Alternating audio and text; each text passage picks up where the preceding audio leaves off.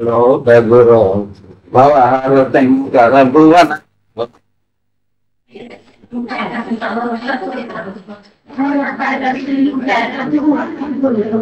జయ జయ శంకర లోకగురో భయహర శంకర భువన గురో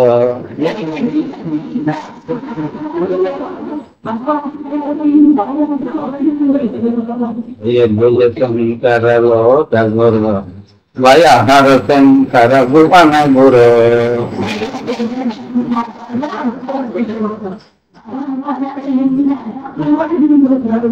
జయ జయ శంకర లోకగురో భవహర శంకర భువన గురో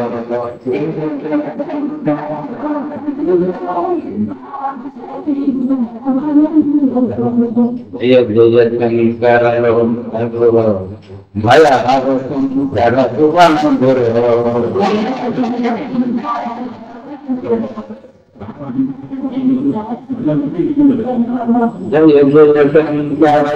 లోకగురో భయహర శంకర భువన గురో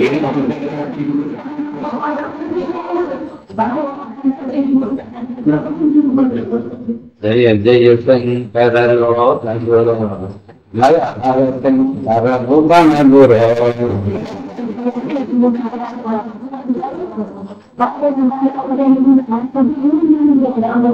జయ జయ శంకర లోకగురో భవహర శంకర భువన గురో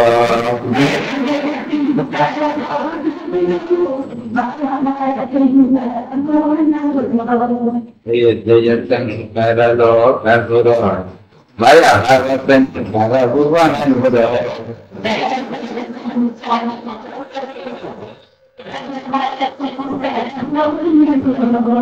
జయ జయ శంకర లోకగురో భవహర శంకర భువన గురో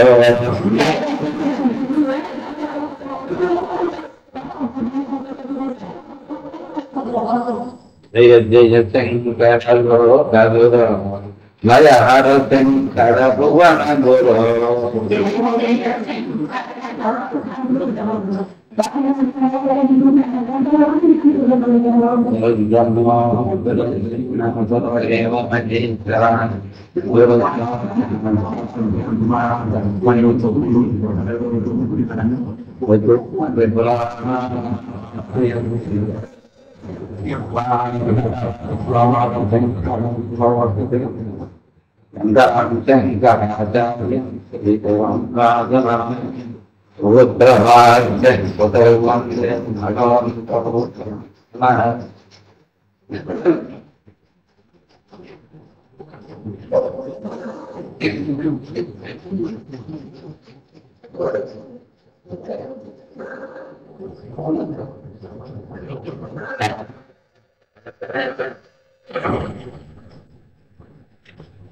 ఇది గీతా జ్ఞాన యజ్ఞం మండలం.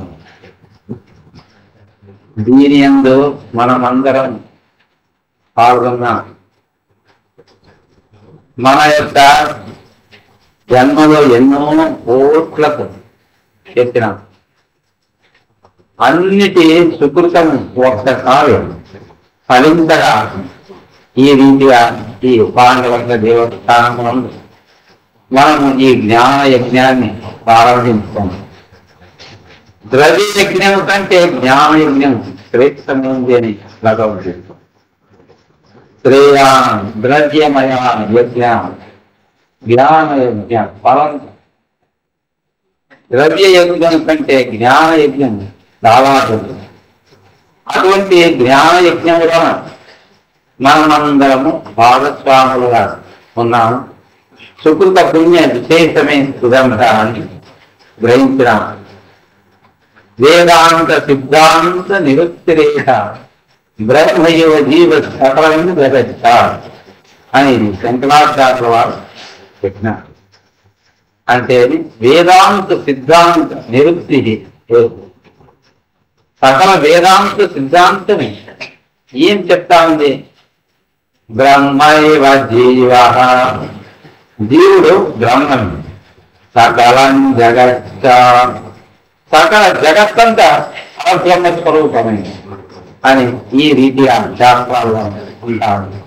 కావున బ్రహ్మైవ జీవ సకలం జగత్స, అంతా పరబ్రహ్మ స్వరూపమే అని ఈ శాస్త్రాలు పురాణాలు అన్ని సర్విదం బ్రహ్మని కించనాడు.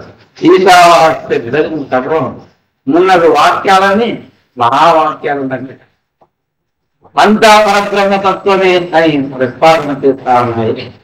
కావున ఎక్కడ కానీ సంసారము బంధము అనేది లేదు. ఎందుకు లేదంటే ఆ సంసారము పరమాత్మ, బంధము పరమాత్మ. కావున బంధ మోక్షాలంతా పరబ్రహ్మ స్వరూపమే అనే దివ్యానందాన్ని మనము గురువుల నుండి సంపాదించుకుంటాము.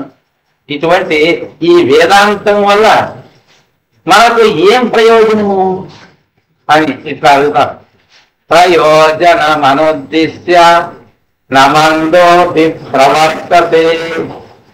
ప్రయోజనమును ఉద్దేశించకుండా మందుడు కూడా ముందుకు పోడు అని దాని ఎంత ముసలాగ్ర బుద్ధితో ఉండేవారు ఉన్నప్పటికీ వారు ఏమైనా ఒక ప్రయోజనాన్ని ఆశించే పని చేస్తా ఉంటారు అని అన్నప్పుడు విజ్ఞానులైనటువంటి జ్ఞానులు వారు ఏమో వేదాంతం నేర్చుకుంటున్నారంటే దాని యొక్క అంతరార్థం ఏదో ఒకటి తీరాలి, దానికి సత్ఫలితం అనేది ఉండే తీరాలి అని అనిపిస్తా ఉంది కదా.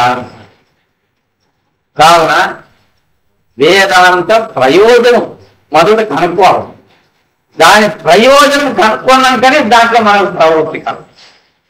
ఏమండి ఈ పని చేస్తే ఏం ప్రయోజనము, ఇలా ఇటువంటి ప్రయోజనం ఏ ప్రయోజనము లేదా అట్లయితే చెప్పండి. ప్రయోజనము ఉంది అంటే సంతోషపడతాం. శాస్త్రాలు ఏం చెప్తా ఉన్నాయి, ఈ వేదాంతాన్ని నేర్చుకోవడం వల్ల ఏం ప్రయోజనము అనేది చెప్పినారు. తనది ముయ్యేడు తలపల వారు స్వర్గమును దివ్య సుఖములు అనుభవింప. దీని నుంచి అటువంటి మహత్తరమైన ఫలం మనకు లభిస్తుంది. తల్లి వైపు 7 తరాల, తండ్రి వైపు 7 తరాల వారు స్వర్గములో ఉన్నప్పటికీ, ఇంకా ఏ లోకములో ఉన్నప్పటికీ వారికి దివ్య సుఖాలు లభిస్తాయంట. ఎట్లా లభిస్తాయి? నీవు ఇప్పుడు ఈ లోకములోన వేదాంతములో విన్నట్లయితే అప్పుడు ఆ ఫలము దక్కుతుంది నీ పితరుడు. మరి ఇది ఒక ప్రయోజనమే కదా. మనము ఎంత కష్టపడినా పుణ్యము లభిస్తుందా? లభించలేదు. వేదాంతాన్ని గురువు నుంచి పొందినాగా అప్పుడు ఏం జరుగుతా ఉంది అంటే పరమాత్మకు ఆ విషయం తెలుస్తా ఉంది. దానివల్ల ఎవరెవరికి ఏమేం ఫలాన్ని ఇవ్వాలనో ఇంద్రుడు ఆ ఫలాన్ని వారికంతా అందజేస్తాడు. అన్నప్పుడు మరి ఎంత గొప్ప ప్రయోజనం ఉంది కదా. అశ్వమేధ మహాయాగాదుల కంటే ఎక్కువ పుణ్యము దీనివల్ల మనకు లభిస్తా ఉంది. మరి ఇతరులు సుఖవంతులుగా ఉంటారు అని ఉంటా ఉంది కదా. కులం పవిత్రం జననీ కృతార్థ విశ్వంభర పుణ్యవతీ సేన అపార సంవిత్ సుఖ సాగరేస్మిన్ లీనం పరే బ్రహ్మణి యస్య చేతాయం. సూత మహారాజుడు శ్రవణకాల సూత సంహితవ కులం పవిత్రం. ఈ వేదాంతాన్ని విన్నట్లయితే మన కులమంత అంటే వంశ కులం అంటే మన బ్రాహ్మణుడు క్షత్రియుడు అనే ఆత్రం కాదు. కులం పవిత్రం, వంశమంతా పవిత్రం అయిపోయింది. నీ ఒక్కడు వేదాంతి అయితే నీ వంశమంతా పవిత్రం. జననీ కృతార్థ, నిన్ను గన్న తల్లి కృతార్థ. మనము మాతృమూలమును పోగొట్టుకునే కయ్యేది ప్రపంచంలోన మనము తల్లి రుణాన్ని తీర్చే కైతుందా? సాధ్యమే కాదు. వ్యావహారికమైనటువంటి ఏ కర్మకలాపాన్ని తీసుకున్నప్పటికీ మాతృగుణాన్ని మనం పోగొట్టుకుంటామా? తీర్చడానికి సాధ్యమవుతుందా అంటే లేదే లేదు. అయితే సాధ్యం అవుతుంది ఎప్పుడు? నీవు బ్రహ్మ విద్యను నేర్చుకున్నట్లయితే అప్పుడు నీ తల్లి రుణం నుంచి విముక్తుడైన పురం పవిత్రం జనని కృతార్థ. జనని అంటే తల్లి కృతార్థరాలు. విశ్వంబర పుణ్యవతి చేనా తాను ముక్తుడయ్యేటట్లుండి వీళ్ళంతా ముక్తుడైతా ఉన్నారు. తానేమో బ్రహ్మ విద్య వల్ల ముక్తుడైపోయినాడు ముముక్షు. అయితే వేరే వారికి దీని నుంచి ప్రయోజనం, తల్లిదండ్రులకి ఏం ప్రయోజనం, వంశానికి ఏం ప్రయోజనము అనేది వస్తుంది కదా. విశ్వంభర పుణ్యవతి ఇచ్చుతే. విశ్వంభర అంటే జగత్ ఇతని వల్ల పవిత్రమైపోయిస్తుంది అని. ఎందుకు అంటే ఎక్కడెక్కడ ఇట్లా జ్ఞాని తిరిగాడతాడో అదంతా నైమిష క్షేత్రం, కాశీ క్షేత్రముగా ఉంటా ఉంది అని శాస్త్రాలు చెప్పాలి. వేదాంతులు జ్ఞానులు ఎక్కడెక్కడ తిరిగినా అదంతా కూడా కేవలం పుణ్యక్షేత్రమే కాని వేరే కాదు. విశ్వంభర పుణ్యవతీచతేన అతని వల్ల సకల భూయ మండలం అంతా పునీతమైపోయింది. విశ్వంబర పుణ్యవతీచతేన అపార సంవిత్ సుఖ సాగరేస్మిన్ లీనే పరే బ్రహ్మన్ యస్య చేతః. ఎవరి యొక్క మనస్సు పరమాత్మ యందు అమనస్సు అయిపోయిందో అటువంటి మహానుభావునికి ఈ మహాఫలం అంతా లభిస్తా ఉంది. ఇంకా శంకరాచార్యుల వారు చెప్పింది ఏమి ఈ విషయంలో? స్నాకంతేన సమస్త తీర్థ సలిలం సర్వాపి దత్తావని యజ్ఞానాంత సహస్రవిష్ట్రమశివా. ఏం చెప్తా ఉన్నారు శంకరాచార్యులు? ఈ వేదాంతాన్ని విన్నటువంటి వ్యక్తికి ఎటువంటి మహత్వం కలుగుతా ఉంది అని. స్నాతం తేన సమస్త తీర్థం. ప్రపంచంలో ఉండే సకల పుణ్యతీర్థాలలో గుంపులు వినట్లు అయిపోయింది. దాని అశ్వవేదాది వందలకు మహాయాగములను చేసినటువంటి మహా ఫలము ఇతనికి హస్తగతం అవుతా ఉంది. ఇంకా ఏమంటా ఉన్నారు? ఇంకా సకల లోకాలు పునీతములైపోతా ఉన్నాయి, సకల దేవతలకి పూజ్యులవుతా ఉన్నారు అని ఈ రీతిగా అంతా ఆనాడు శంకరాచార్య వారు చెప్పినారు. దీని యొక్క ఫలం వేదాంత ఫలము అనేది అంత మహత్వదాయకమైనటువంటిది. ఇంకా సంపూర్ణం జగదేవనందనం. ఆ బ్రహ్మజ్ఞానికి ఈ జగత్తంతా నందనవనం. సంపూర్ణం జగదేవ నందనం. సర్వేపి కల్పద్రుమా. సమస్త వృక్షములంతా కల్పవృక్షం. గాంగం వారి సమస్త వారి నివహ. ఎక్కడెక్కడ కాలువలు ఉన్నప్పటికీ నదులు ఉన్నప్పటికీ అవన్నీ పుణ్య నదులు ఉన్నట్లే అని ఈ రీతిగా అంతా చెప్పారు పురాణాల్లో, శంకరాచార్యుల యొక్క సాహిత్యంలో. ఈ వేదాంతాన్ని మనము మహాత్ముల నుంచి శ్రవణం చేసినట్లయితే దాని యొక్క అనంతమైన ఫలము ఈ రీతిగా ఉంటాము. తనకు లభించేది ఏం ఫలము అని సర్వ దుఃఖ నివృత్తి పరమానందావాప్తి. వేదాంత ప్రయోజనం అనేది రెండు రకాలు. ఒకటి గౌణం, ఒకటి ముఖ్యం. ముఖ్యము అంటే ప్రధానమైంది. అన్ని దుఃఖాలు పోవాలా మనకు జ్ఞానం కాదు. సర్వ దుఃఖ నివృత్తి పరమానంద వాప్తి అని. అది ఎట్లా సంభవించేది? గురువుల దగ్గర వేదాంతాన్ని వినేటప్పుడే అది సంభవం. అట్లా వేదాంతాన్ని వినేటప్పుడు అవిద్య అంతా తొలగిపోతుంది, సకల దుఃఖములు తొలగిపోతాయి. తొలగిపోయి పరమానందావా పరమానందము లభిస్తాం. చూడండి, ఒక్కొక్కరికి ఒక్కొక్క కోరిక ఉంటుంది. జగత్ ఏమమ్మా నీకేం కోరిక, ఏం కావాలి నీకు తినేకి అంటే నాకు కొడుకు స్వామి. ఇంకొక ఆయన అడిగితే నాకు ఓడి కావాలంటాను. ఇంకొక ఆయన నాకు వడలు కావాలా అని అంట. ఇంకా కొందరు నాకు ఇవన్నీ వరకు పీతాంబరం కావాలా. ఇట్లంతా ఒక్కొక్కరు ఒక్కొక్కటి అడుగుతా ఉన్నారు. అయితే అందరికీ ఉండే ఒకే కోరిక ఏదో చెప్తా అని వేదాంతలు అడుగుతా.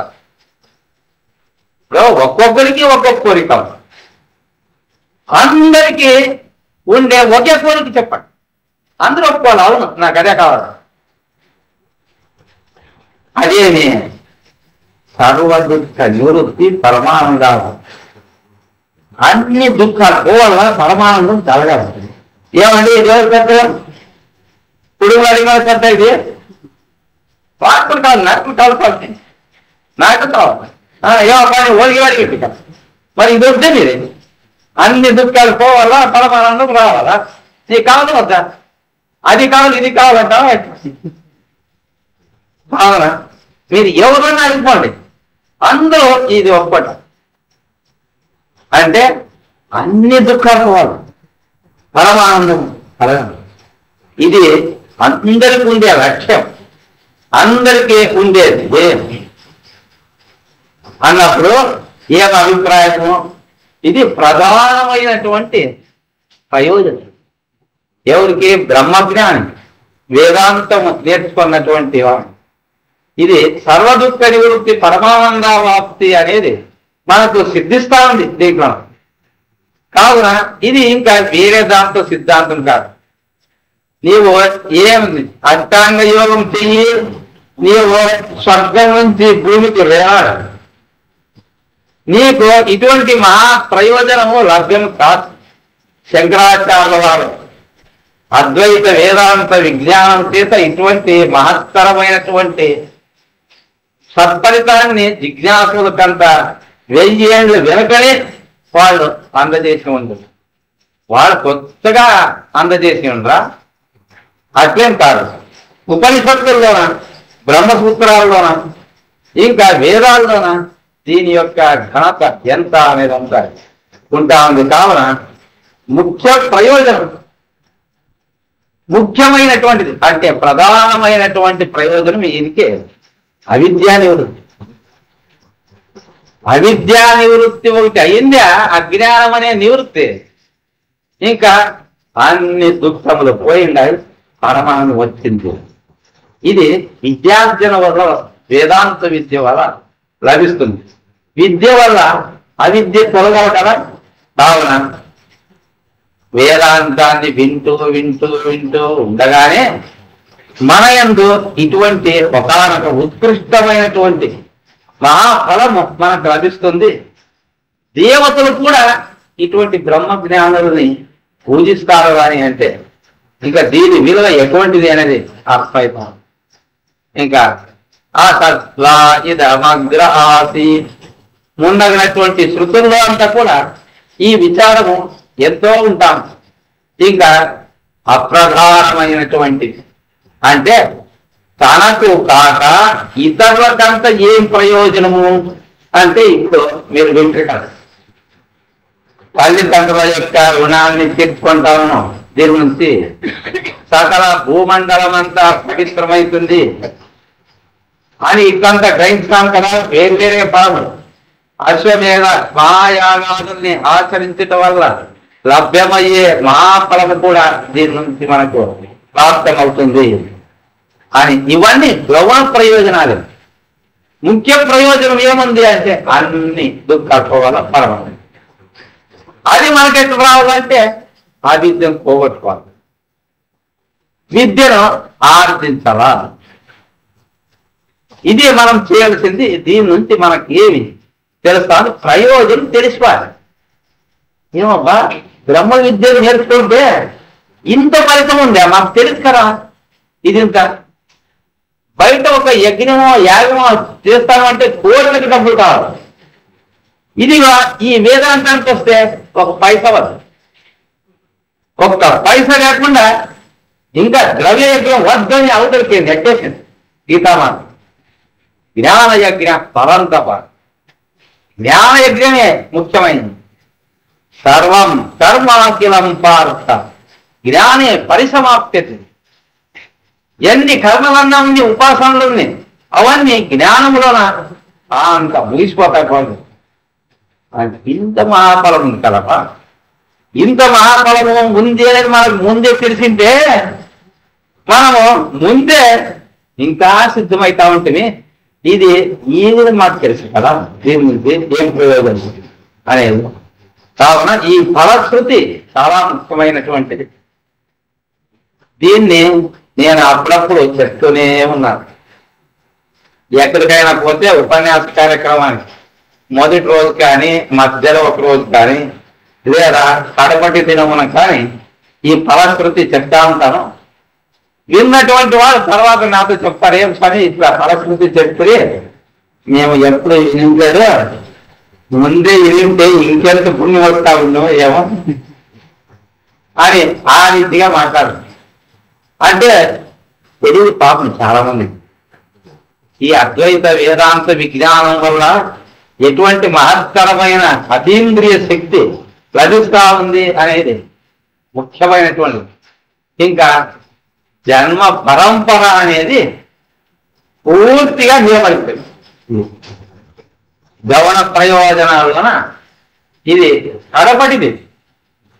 పునరాపి జననం పునరాపి మరణం పునరాపి జనని జఠరే అని చెప్పలేదా శంకరాచార్యులు.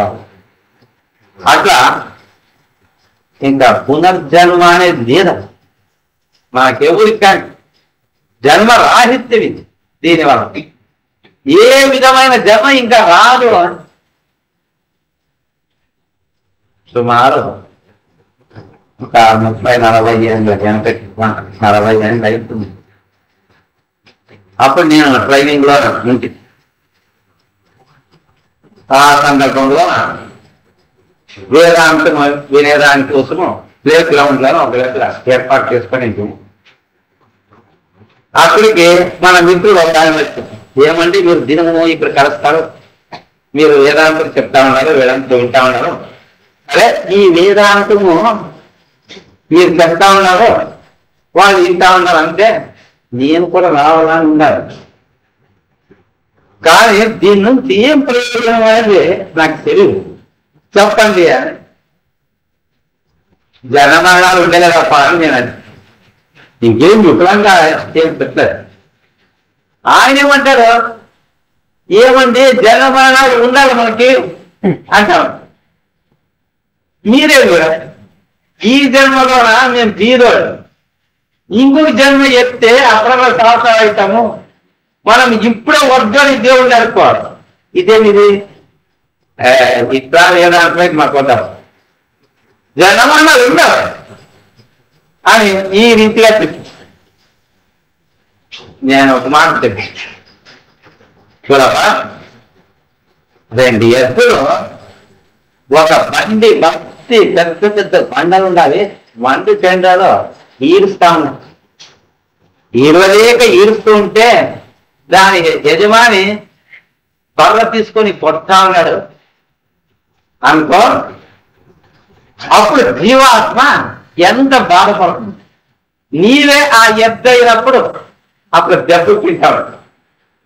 అవునా కాదు చెప్పు, అట్లా దెబ్బలు కావాలా నీకు? చూడ అట్లా పరిస్థితి కూడా రావచ్చు నీకు.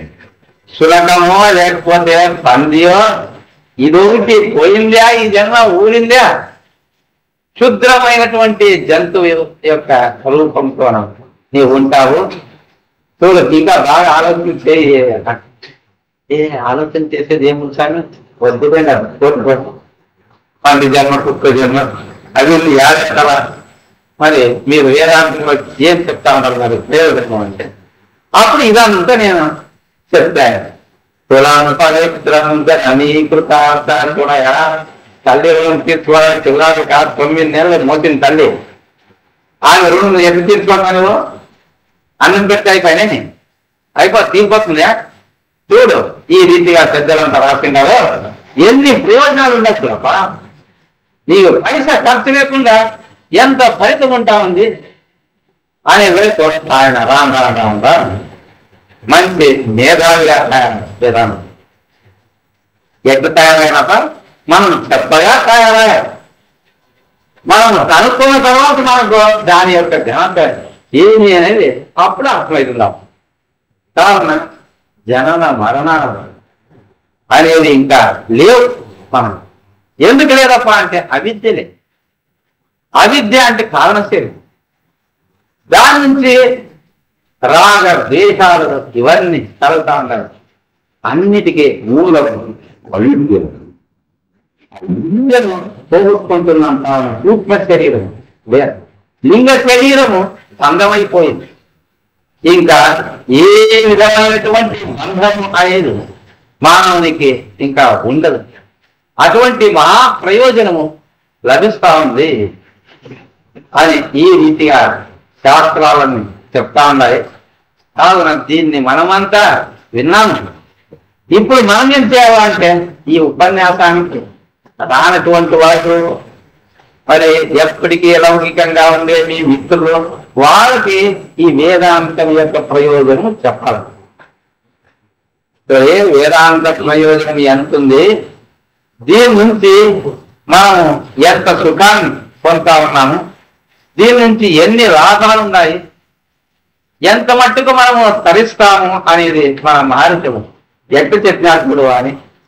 ఈ మంత్రాల శ్లోకాలు మీకు రాకపోయినప్పటికీ మామూలు మాటలతోనే మీరు ఆ జనులకి చెప్పినట్లయితే అప్పుడు వారు నమ్మి వేదాంతాన్ని వినడానికి వస్తారు. తమ యొక్క జీవితాన్ని పవిత్రం చేసుకుంటాం. అందుకే మరి మనం చేయవలసింది అదే మీరు ఉదయం కూడా వింటే ముండకోపనిషత్తులో పరీక్షలోకాన్ కర్మచితాన్ బ్రాహ్మణం నిర్వేదమాయ నాకృతేర తద్ విజ్ఞానార్థం చతుర్మేవాధిగచ్చే సమిత్పామి శ్రోత్రియం బ్రహ్మని.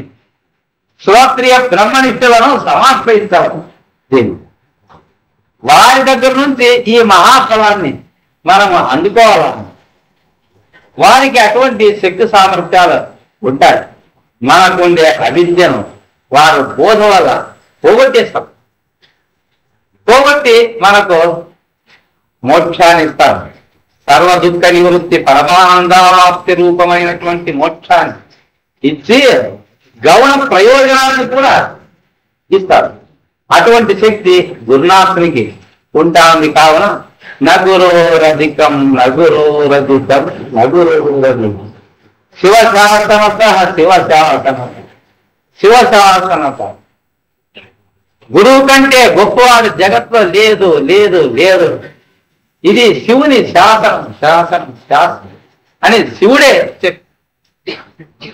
శివ శాసనం శివశాసనం శివుని యొక్క శాసనం ఇది అని ఈ రీతిగా అంత యజ్ఞాకర శాస్త్రాలు.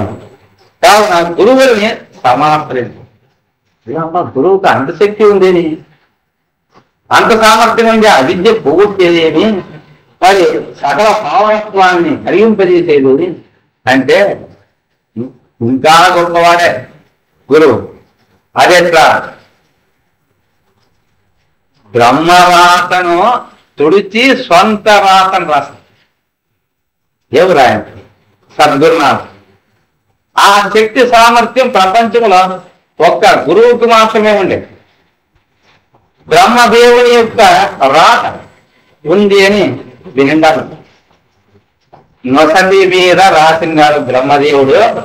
దాని ప్రకారం నాకు జరుగుతూ ఉంటుంది ఆయా పరిస్థితి అని జనుల భావన. పురాణాల్లో కూడా ఈ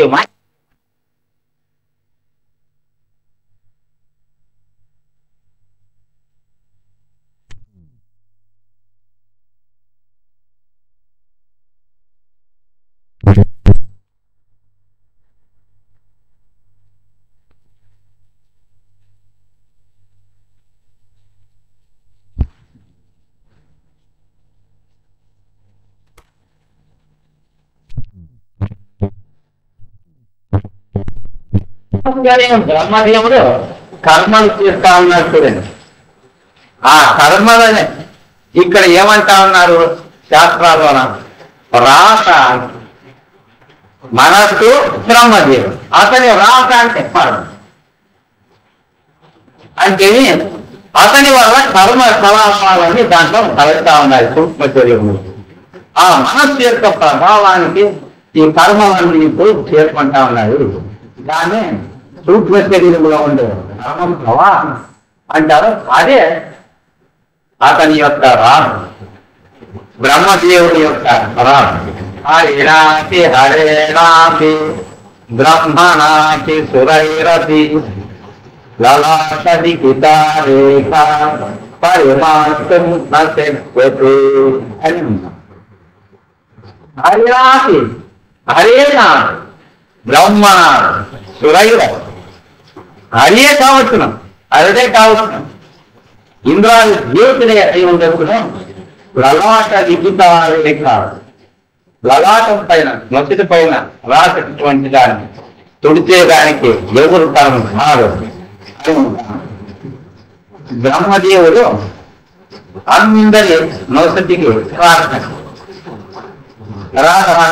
దాని ప్రకారం జరుగుతుంది. అదే ఆ బ్రహ్మదేవుని నొసటి రాస్తూ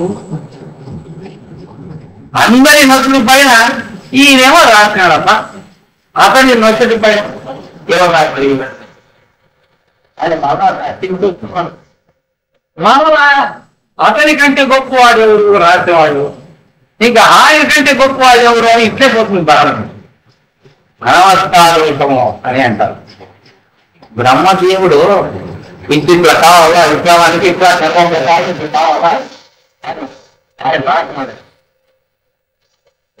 దాన్ని పురుషులం ఆ పురుషుడు శక్తి ఆయన రాత్రానికి ఆయన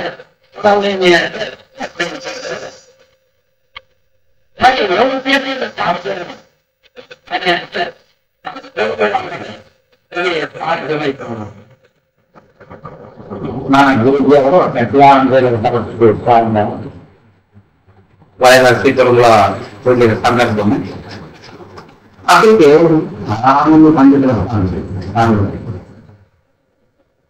గొప్ప గొప్ప మక్కలు వాళ్ళని దగ్గరగా ఉంది గొప్ప విద్వాంసులు అంటారు.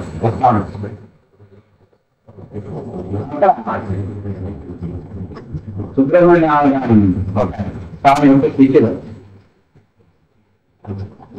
అతని సుమారు జాతకం తీసుకొని చదువుతున్నారు. దాంతో ఏముంది 20 ఏళ్ళ మరణం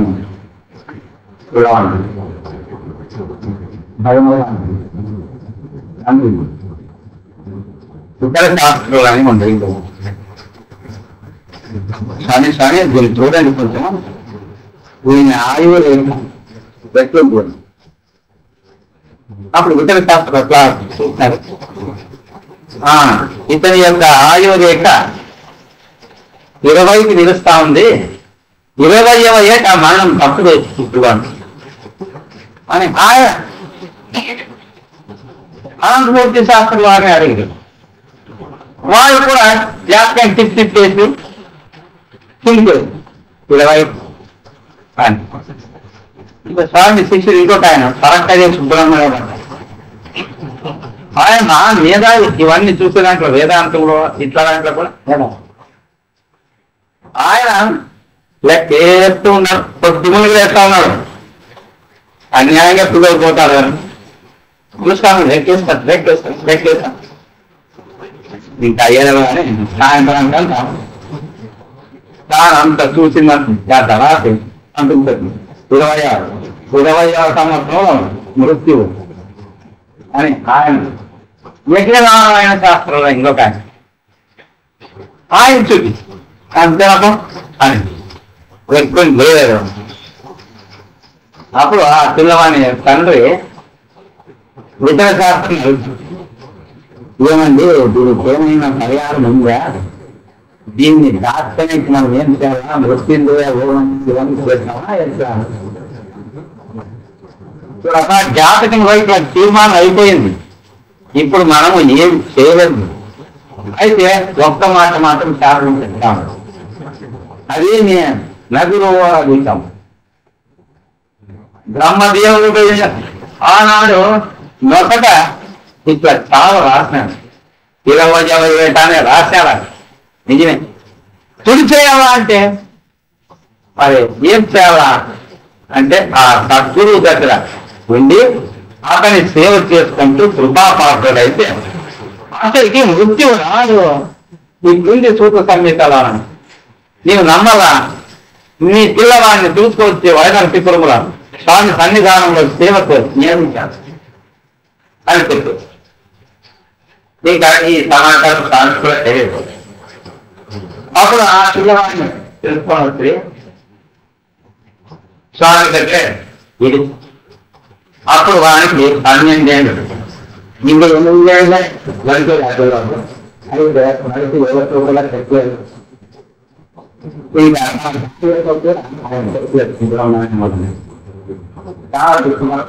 ఇంకా ఇంకొక రీతిగా చెప్తే కష్టం. ఇది భయపడతాను. స్వామి దగ్గర ఉండి అదే మంచిని చూసుకుంటూ అక్కడ నీరు తెచ్చిపోతూ ఈ పనులన్నీ చేస్తున్నారు. అలా తండ్రికి ఎంతో చూసుకుమో అప్పుడు చెప్తా ఇంకా పెట్టింది ఎక్కువగా అంటే కానీ ఊరుతా ఉంది.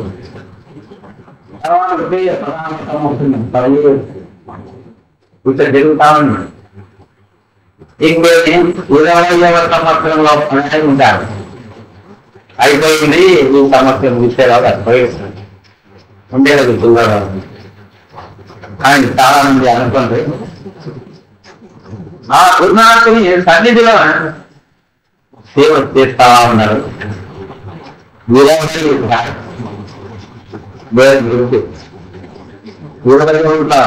ఉండే వృత్తులు లేదు, వృత్తులు లేదు, వృత్తులు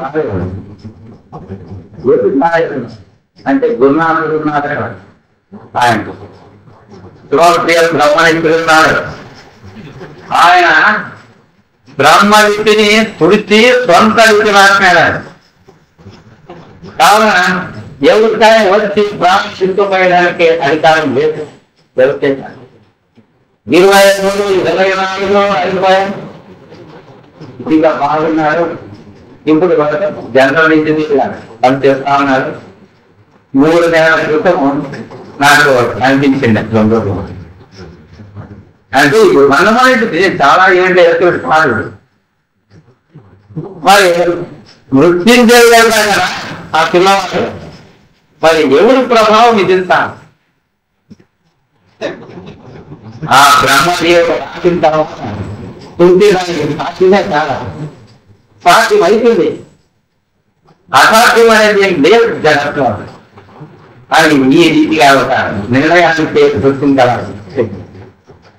ఇంకా అంతేకాదు ఇంకొక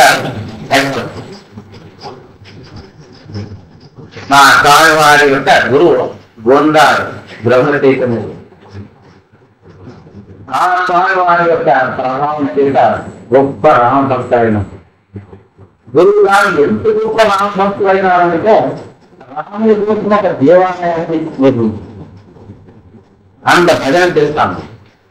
అంత ద్వైత బుద్ధిలో భజన చేసిన ప్రస్తాశ్రయ భాషిస్తున్నాడు. అద్వైత విచారంగా ద్వితీయ అది అందరికీ వేదాంతంలో వచ్చినప్పుడు అద్వైతంలో అంతవరకు ప్రతిపాదన చేస్తారు.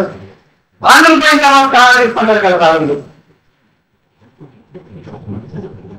అందరికీ అది ఇంట్లో కూడా అని అంటే చూపించలేదు. ఇంతమంది చెప్తుంది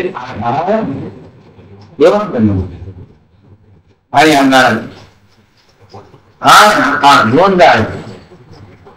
బ్రహ్మచైతన్య మన గురువు గారు గురువు బ్రహ్మచేతులు ఉంటాను వాళ్ళ యొక్క శిష్యుడు అందరూ అందరింపు పడింది రోజు వచ్చి పండుగ పొమ్మలో ఒక దేశం దగ్గర రైలు తెగిపోయింది. రాత్రి దగ్గర 10 గంటల అయింది వచ్చినాం అటు వెళ్ళిపోయింది. ఇది ఇప్పట్లో పోదు అని చెప్పి అట్లుండే దేశం మాత్రం రావాలి. మరి అంతా అక్కడే ఉండాలి రావాలి బాగా తెలుసుకుంటా ఉన్నారు. ఆ ఇదంతా గురువునే జగంటాడు. ఎంత ఆ గురువు వెంట వచ్చినటువంటి వారికి భోజనం అప్పుడు భక్తులంతా మాట్లాడుకుంటాను. మనం ఇక్కడ ఎక్కడైనా పోయి అందరిగా జీవన జాగ్రత్త కొనుక్కొని అన్నం చెప్పుకొని భోజనం చేస్తాను. స్వామి అడుగుదాం అని స్వామి దగ్గరికి వచ్చాడు. స్వామివారు నాయగారా ఇన్నాళ్ళు ఏ పాండవంగలు మనకు అన్నం తెచ్చాను ఆ పాండవంతులు డబ్బు అక్కడ మీరు నమ్మకం ఎడ్యుకేషన్ మాట్లాడు ఏమంటే ఏమి ఇంట్లో ఉన్నాను వెళ్ళిపోవాలని అంటారు. ముఖాలన్నీ చూస్తే వాడే ఉంది అక్కడ అర్థమవుతారు ఏ భోజనం లేదు. అప్పుడు స్వామి దగ్గర మరి చెప్తాను కానీ మా ఇంట్లో నా పెడతాను దయచేసి మీరందరూ రాస్తుంది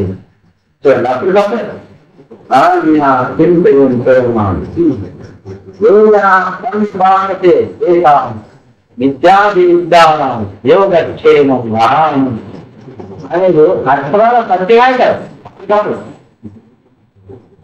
ఆ రీతిగా జరిగింది. ఇంకేం స్టేషన్ మాస్టర్ తన భార్య చెప్పారు. ఆమె కూడా మంచి సాధుడు.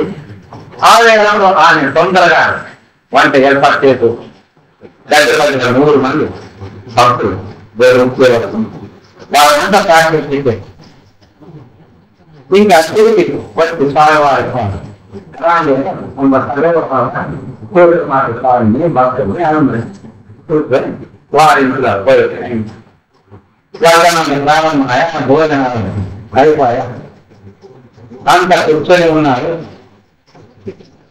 దేవుడి మాటతో ఆకు ఒక్కలో 50 రూపాయలు పెట్టి ఆ కాలంలో 50 రూపాయలు పెట్టారు. దాన్ని గోవిందాల బ్రహ్మ చైతన్య స్వామి వారు అటువంటి పాలన నమస్కారం. మరి భార్య దగ్గర అనుభవం లేదు. నాకేమన్నా తాంబూలు ఇస్తాగా ఏమో అని ఆయన ముఖ్యం. కానీ తాంబూలంలో పెట్టి ఈలేదు. ఆ కానికి ఏమన్నా ఇయ్యాలా అనేది ఆమె మనసులో ఉంది. బంగారు గాలి ఉందంటే చేతిలో గవర్నమెంట్ తీసుకొని ఆటో దాన్ని పెట్టి స్వామివారి తీస్తే నమస్కారం చేసుకుంటాను. అప్పుడు స్వామి అంటారు తల్లి ఇదిగా అని దాన్ని ఆ గాలిని ఆ బంగారు గాలిని తీసుకొని ఇదిగా ఇది మీ పుత్రునికి కంఠహారంగా చేయించి ఆమె ఏమంటా ఉంది స్వామి నాకు పుట్టిందే లేదు చుట్టూ లేదా అయితే రాముని మాట ఎప్పటికీ అబద్ధం కాదు తెలుసుకో. ఇదిగా ఈ మనీ నువ్వు తప్పకుండా చేస్తాయి మగాడికే వస్తాను అని ఈ రీతిగా చెప్పేసింట. ఇంకా తర్వాత ఆయన బ్లడ్ అయింది. ఇంకా మగాడు తీసుకు జరిగింది. ఆ తర్వాత ఆ దంపతులు గోవిందాల బ్రహ్మ చైతన్య స్వామి వారిని అక్కడ స్వామివారు ఆ ఘట్టాన్ని పెట్టేటప్పుడు చెప్తా ఉంటారు. బ్రహ్మ చైతన్య స్వామి వారి జయంతి జరుగుతా ఉంటే జరిగినప్పుడు నేను కూడా పోతాను.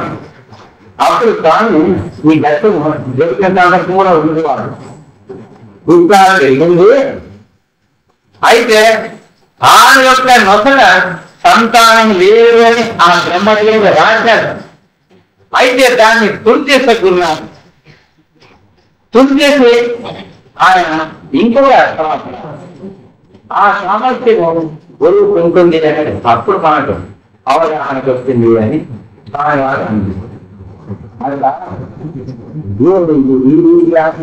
తుడిచేసేది ఉండేది ఇది బొట్టుదైన తర్వాత గుర్తింపు వచ్చింది. ఇది బొట్టుదైన బొట్టుదలు కాదు.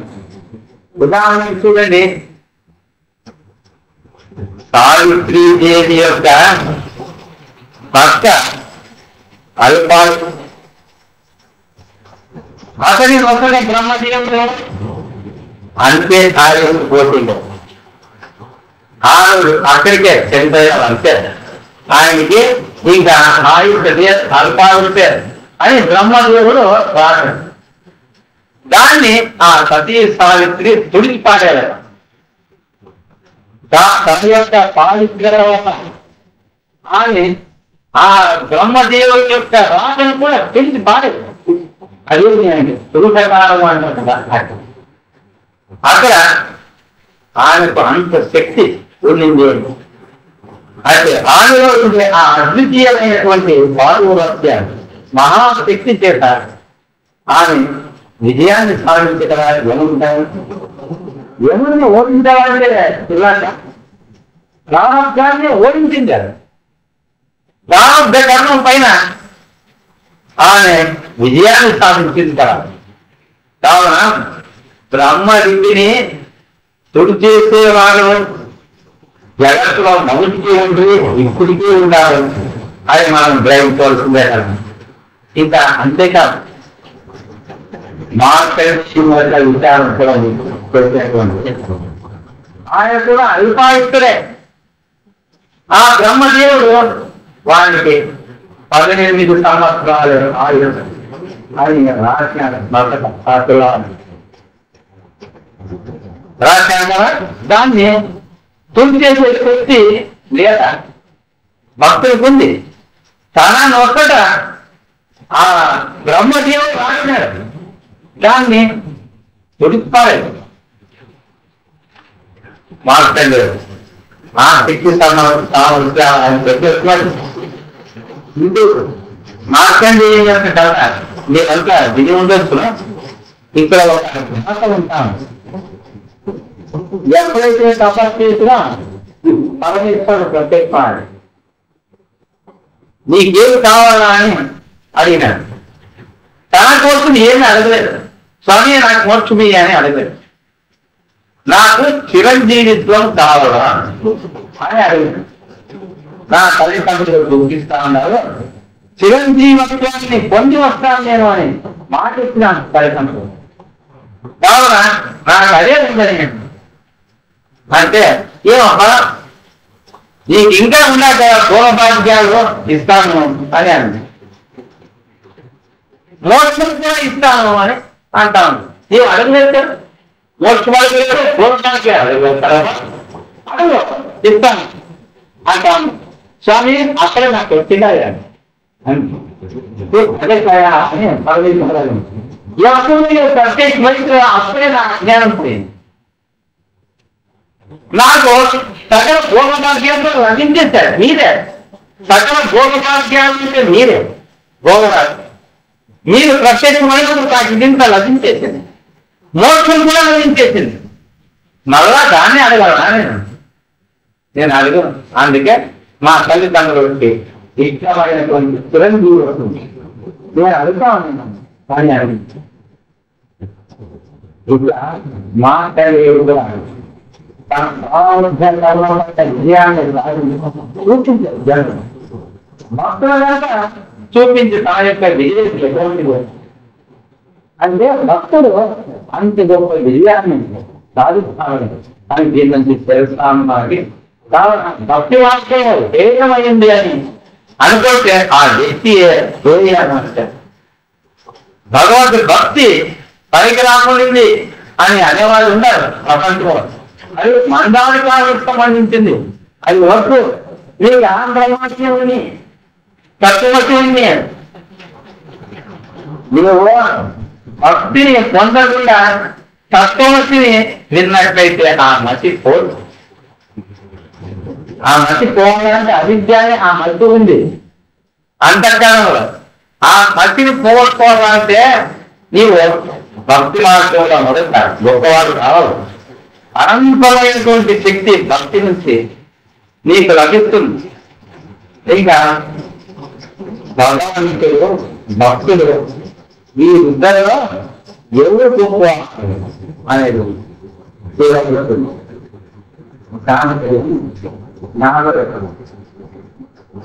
వీరవాణి పనులతో ఆనందంగా వైకుంఠానికి పోయినాడు. శ్రీమన్నారాయణ అప్పుడు బాగా ఏ విషయము మేము వెళ్తాం. కానీ నాకు ఒక సందేహం ఉంది. ఏమైనా ప్రపంచంలో అందరికంటే గొప్పవాడు ఎవరు? గొప్ప వస్తు ప్రపంచం ఏది ఉండవచ్చు అనేది నేను చాలా దినాల నుంచి ప్రశ్నించుకుంటాను కదా, అది జరగదు. ఈ రోజు మీ ముందు జ్ఞాపకానికి వచ్చింది. అందరికంటే గొప్పవాడు ఎవరు? నాయన నీవే కొంతసేపు తపస్సు చేయాలి. దీనికోసము తపస్సు చేయాలి. తపస్సు చేసి వచ్చిన తర్వాత నీకే తెలుస్తుంది. పోయినాడు ఏకాంతంలో ఇస్తున్నాడు. మీరు గురించి స్వామి దగ్గరికి వచ్చి రామచంద్ర స్వామి ఆయన గురించారు. ఏదో గురించి భూమండలం చాలా పెద్దది. ఎందుకు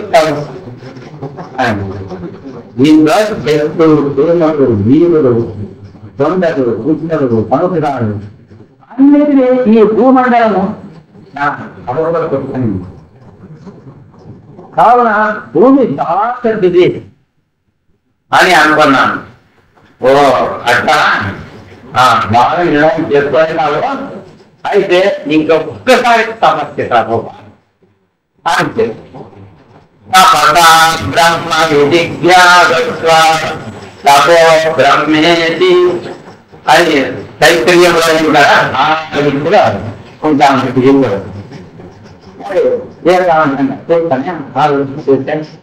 మళ్ళా ఎవరు కూర్చాను స్వామి తప్పకుండా ఇలా గురించాను. ఏం గురించడానికి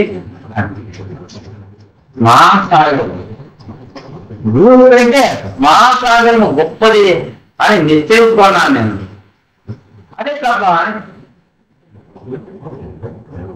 నీరు ప్రపంచంలో నీరు బాగుంది, భూమి గొప్పగా నీవే గొప్ప కదా అంటే బాగా గ్రహించావట మంచిది.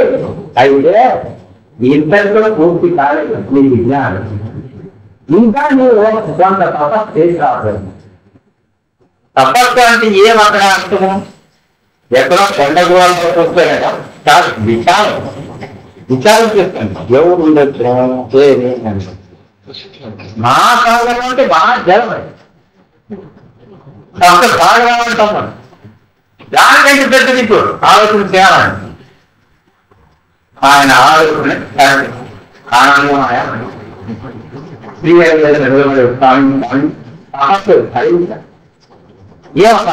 ఏం కాదు.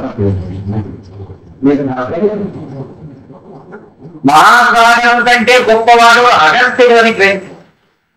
ఎందుకంటే సాగరాన్నంతా అగస్త్యులో చేసుకుని స్వాహాన్ని ఇస్తాడు అన్నప్పుడు మహాకార్యము అదే దానికంటే పెద్దవాడు అగస్త్యుడు అయిన అంత సముద్రంలోనే దాని యొక్క కడుపులో పెట్టుకోవాలంటే అగస్త్యుడే కదా చాలా గొప్పవాడు. బాగా గ్రహించిన చాలా సందేహం అయితే అనుకున్నాను. ఇంకా ఉంది, ఇంకా తపస్సు చేయకో. తపస్సు చేసేటువంటి కొత్త కొత్త విషయాలు తెలుస్తాయి.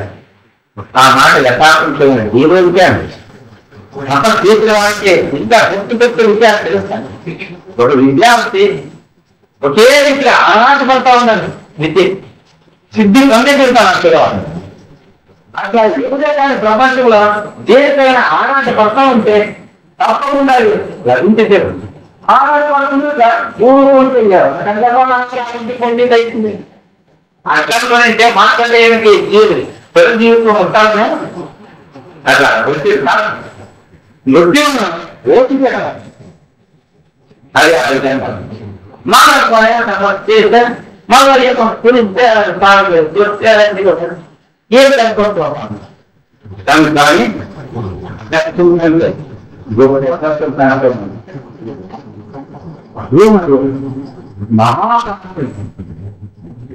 మహాకాశం అంటే మహాకాశంలో ఒక మూల ఉత్తర దిగ్భాగంలో సప్తర్ష మండలంలో ఈ అగస్త్య మహర్షి ఉన్నారంటే ఇంకా వారి మధ్యలో ఉండేవాడు అన్నప్పుడు మహాకాశమే తెస్తుంది. తనయంలో ఎన్ని ఉంది మహాకాశం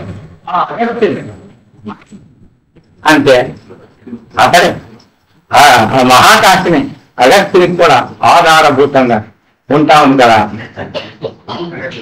అట్లయితే నాయన ఇంకా కొంచెం తపస్సు చేయక నీవు ఏమో ఈ రీతిగా అంతా నన్ను పరీక్షిస్తా ఉన్నాడు అని నీవు అనుకోవద్దు. నీవు ఇంకా బాగా ఆలోచన చెయ్యి. ఇంకా పోయాడు మళ్ళా బాగా ఆలోచన చేస్తా మళ్ళా స్ఫురించాడు. ఏముండి వస్తున్నావు అనేది కనుక్కొనేసి దేవుడు స్వామి దగ్గరికి వచ్చి స్వామి కనుక్కొని ఇంకా అయిపోయా ఇంకా దీనిపైన ఇంకా లేదు. అదేమయ్యా ఏం కనుక్కొని ఏం లేదు, ఇది మహాకాశమే పెద్దది అని నేను అనుకునింటే ఈ మహాకాశాన్ని ఓ స్వామి నీవు ఏం చేసినావు అంటే త్రివిక్రమావతారంలో విరాట్ స్వరూపావతారంలో భూమండలం నుంచి ఇంకా పైన సత్యలోకము దాకా నీ యొక్క పాదలను విస్తృత పరిమాణం అంతవరకు మహాకాశం ఎంతుందో దాన్ని దాటిపోయినాడు. విశ్వభూతాన్ని త్రిపాదృతం త్రిపాదృదై పురుష అని ఈ రీతిగా వేరాలను ధ్యానం చేస్తా ఉండాలి. స్వామి మీరే అందరికంటే గొప్పవాళ్ళు ఇంకెవరు లేదు అని అంటే అప్పుడు భగవంతుడు అంటానంట, నాయన నాకంటే గొప్పవాళ్ళు ఇంకా లేరు అని నీవు అనుకున్నావా? నీవు ఇంకా బాగా తపస్సు చేయాలట. ఇదే మళ్ళా వచ్చి తపస్సు ఇంకా దేవుని కలిసి ఇంకా ఉంటారు అని దేవుని చెప్పినట్లా కాదు, ఇంకా ఏ దేవుడు అవునా కాదు. ఇదే అనమాట. ఇప్పుడు దీనికేమి ఎంతో ఆలోచన చేశా, స్ఫురణకు రాలేదు. ఇంకొకటి స్ఫురణకు రానేది రాని ఇంత గుండెలు వస్తా ఉంది కదా ప్రతిసారి స్ఫురణకు వస్తా ఉంటే ఈసారి స్ఫురణకు రానేది. అప్పుడు మరలా స్వామి దగ్గరికి వచ్చి స్వామి నేను తలాకీలు తపస్సు చేస్తున్నాను కానీ మరి ఏమి ఎట్టా నీకంటే గొప్పవాడు ఎవరున్నారు అనే ఆలోచనలో పడితే నేను మూడు